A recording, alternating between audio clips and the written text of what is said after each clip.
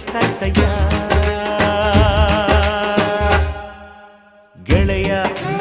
ಏಳಯ್ಯ ಕುಂತರೆ ಹಾಗಯ್ಯ ಚಿಂತೆಯಾಕೆ ಮಾಡುತ್ತೀಯೋ ಗೆಳೆಯ ಬೇಡಯ್ಯ ಲವ್ವೇ ಹೀಗಯ್ಯ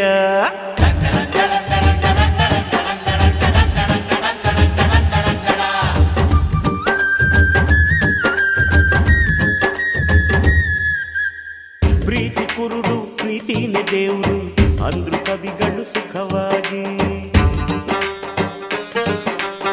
ಸಾಕ್ಷಿ ಇಟ್ಟು ಸಾಬೀತು ಮಾಡಿದೆ ಗೆಳೆಯ ನೀನು ನಿಜವಾಗಿ